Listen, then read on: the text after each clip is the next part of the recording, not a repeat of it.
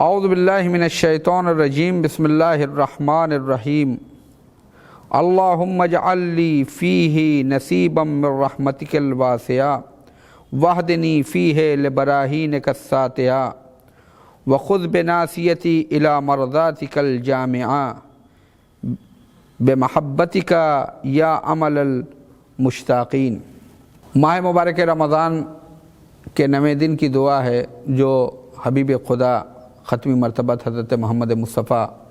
صلی اللہ علیہ وآلہ وسلم نے ہمیں تعلیم فرمائی ہے، جس میں دعا کا ترجمہ یہ ہے کہ خدایا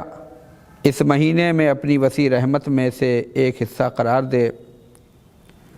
اور اسی دوران اپنی روشن دلیلوں سے میری رہنمائی فرما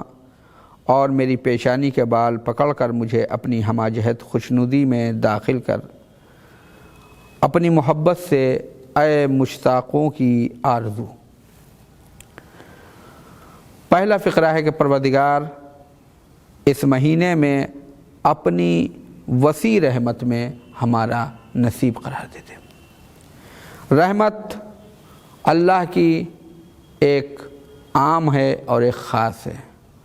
عام رحمت وہ ہر بندے ہر مخلوق کے لیے ہے، مومن ہو، کافر ہو، اللہ کی عبادت کرتا ہو، اللہ کی عبادت نہ کرتا ہو۔ وہ چونکہ خالق ہے، رازق ہے، وہ انسان کو سانس لے رہا ہے، انسان یہ بھی اللہ کی نعمت ہے۔ اللہ نے انسان کو جو کچھ عطا کیا ہے یہ سب کے سب نعمت ہے اور انسان کے لیے رحمت ہے، لیکن ایک خاص رحمت ہے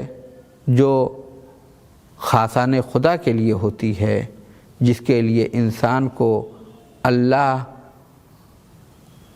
سے قریب ہونا ہوتا ہے، اور اس قربت کے لیے کچھ شرائط پائے جاتے ہیں کہ جس میں سے ایک یہ ہے کہ انسان کے پاس ایمان ہو۔ خاص رحمت کے لیے ایمان ضروری ہے۔ ایمان کے ساتھ ساتھ جہاں پہ بھی ایمان کا تذکرہ آتا ہے، ایمان کے ساتھ ساتھ پھر عمل صالح کا بھی ذکر آتا ہے کہ ایمان ہو، عمل صالح ہو، کیونکہ یہی ایمان و عمل صالح ہے جو کہ انسان کی کامیابی کی دلیل ہے۔ قرآن کریم میں سورہ والعصر میں ارشاد ہو رہا ہے والعصر ان الانسان لفی خسر الا الذین آمنوا وعملوا الصالحات، یعنی کامیاب وہ ہیں جو ایمان لائے اور عمل صالح انجام دیا۔ خاص رحمت کے لیے جہاں ایمان و عمل صالح ہے، وہیں دوسری جو قرآن کریم نے رہنمائی فرمائی ہے کہ خاص رحمت کے اسباب میں سے ایک سبب اور ایک وجہ خدا و رسول کی اطاعت ہے۔ جہاں پر بھی ہم جو اللہ کے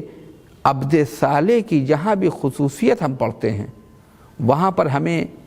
جہاں پر اللہ کے اوپر ایمان و عمل صالح کا تذکرہ ملتا ہے، وہیں اطاعت خدا و رسول کا بھی ذکر ملتا ہے۔ مثلا ہم حضرت ابو الفضل العباس علیہ السلام کی زیارت پڑھتے ہیں۔ حضرت ابو الفضل العباس علیہ السلام کی یہ زیارت جو کہ معصور زیارت ہے، جو کہ چھٹے امام جعفر صادق علیہ السلام سے ہے، جس میں امام جعفر صادق علیہ السلام نے فرمایا السلام علیکہ ایھا العبد الصالح، یعنی اے اللہ کے بندے صالح آپ پر سلام ہو۔ اس کے آگے المطیع للہ ولرسولہ ولامیر المومنین وللحسن والحسین، یعنی ایسے عبد صالح ہیں کہ جو اللہ کی اطاعت کرتے ہیں، اللہ کے اطاعت گزار، رسول اللہ کے اطاعت گزار۔ امیر المومنین کے بیٹے تھے حضرت عباس علیہ السلام، لیکن بیٹا ہونا اور ہے، مطیع ہونا اور ہے۔ یہاں جو چھٹے امام نے ذکر کیا ہے کہ المطیع للہ ولرسولہ ولامیر المومنین، یعنی امیر المومنین کے صرف بیٹے نہیں تھے بلکہ امیر المومنین کے اطاعت گزار بھی تھے۔ حسن و حسین علیہ السلام کے صرف بھائی نہیں تھے بلکہ اطاعت گزار تھے۔ لہذا یہ وسیع رحمت اور یہ اللہ کا درود و سلام ان کی ذات پاک پر ہو۔ تیسری چیز جو انسان کو اللہ کی رحمت سے قریب کرتی ہے اور اللہ کی رحمت خاصہ میں شامل کرتی ہے وہ قرآن کریم کی پیروی ہے۔ قرآن کریم کی پیروی ہے کہ جو انسان کو اللہ کی خاص رحمت میں شامل کر دیتی ہے، کیونکہ اگر انسان قرآن کی پیروی نہیں کرے گا، قرآن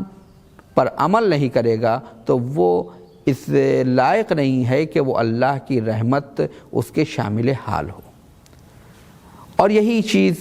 بیان کی ہے معصومین علیہ السلام نے کہ قرآن کی پیروی کرو، جیسا کہ خود پیغمبر نے بھی فرمایا تھا کہ میں تمہارے درمیان دو گراقد چیزیں چھوڑ کے جا رہا ہوں، ایک قرآن ہے، دوسرے ہمارے اہل بیت ہیں۔ قرآن کریم کی پیروی کرنی ہوگی، اور یہی معیار ہے، قرآن کریم کی پیروی ہی معیار ہے۔ جیسا کہ ہمارے پانچویں امام محمد باقر علیہ السلام سے مروی ہے کہ جناب ابو بصیر سے آپ نے فرمایا کہ ابو بصیر، ہمارا چاہنے والا وہ نہیں ہو سکتا کہ اگر پوری دنیا اس کی تعریف، پورا شہر اس کی تعریف کرے تو وہ خوش ہو جائے، یا پورا شہر اگر اس کی برائی کرے تو وہ کبیدہ خاطر ہو جائے، بلکہ ہمارا چاہنے والا وہ ہے کہ نہ تو وہ کسی کی تعریف سے خوش ہوتا ہے، نہ کسی کی برائی سے ناراض ہوتا ہے، بلکہ ہمارا چاہنے والا وہ ہے کہ جو اپنی اعمال کو اپنا محاسبہ کرتا ہے اور اپنے اعمال کو قرآن کریم کے مطابق ڈھالتا ہے۔ اگر قرآن کریم کے مطابق اس کا عمل ہوتا ہے تو اللہ کا شکر ادا کرتا ہے، اس کی کوشش کرتا ہے۔ اگر قرآن کریم کے مطابق نہیں ہوتا ہے تو وہ اس کو قرآن کریم کے مطابق عمل انجام دینے کی کوشش کرتا ہے۔ ایک اور اہم چیز جو اللہ کی رحمت کے خاصہ میں شامل ہونے کا ایک اہم سبب ہے، وہ ہے مومنین کے درمیان صلح کرانا، کیونکہ حدیثوں میں ہے کہ یہ مومنین کے درمیان صلح کرانا عام نماز روزوں سے بھی افضل ہے۔ یعنی دو مومنین کے درمیان اگر اختلاف ہو جائے تو اسے مزید ہوا دینے کی ضرورت نہیں ہے، بلکہ کوشش یہ ہونی چاہیے کہ دو مومنین آپس میں لڑے نہیں، بلکہ اگر کسی دنیا کے معاملات میں یا کسی اور مسئلے میں ان کے درمیان اختلاف ہو گیا ہے تو ان کو درمیان صلح کرائی جائے تاکہ مسائل آسان ہوں، اور کلمہ علی اللہ کے اوپر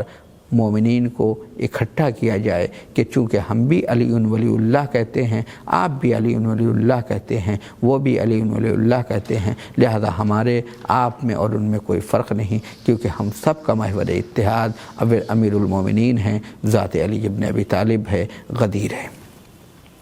اور اسی کے ساتھ ساتھ ایک اور اہم چیز جو اللہ کی رحمت کے لیے ہے وہ ہے مصیبتوں پہ صبر کرنا۔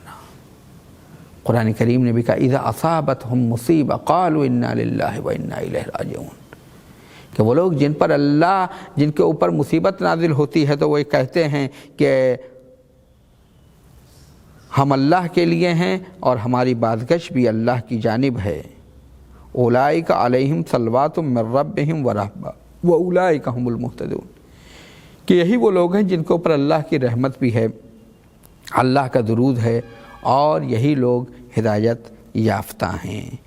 ایک اور چیز جو انسان کو اللہ کی رحمت سے قریب کرتی ہے، اللہ کی خاصہ رحمت سے قریب کرتی ہے، وہ قرآن کریم کا سننا ہے۔ صرف قرآن پڑھنا نہیں ہے بلکہ قرآن سننا ہے۔ قرآن سننے میں بھی ہے، یعنی غور سے سننا ہے۔ قرآن کے اوپر جب کہیں تلاوت قرآن ہو، یا تو انسان خود قرآن پڑھ رہا ہو، اور اگر کہیں تلاوت قرآن ہو رہی تو انسان باتیں نہ کرے بلکہ سنے اور غور سے سنے کہ قرآن کریم میں اللہ تبارک و تعالیٰ کیا فرما رہا ہے۔ اس کے علاوہ استغفار ہے کہ انسان کو چاہیے کہ وہ زیادہ سے زیادہ استغفار کرے تاکہ اللہ کی رحمت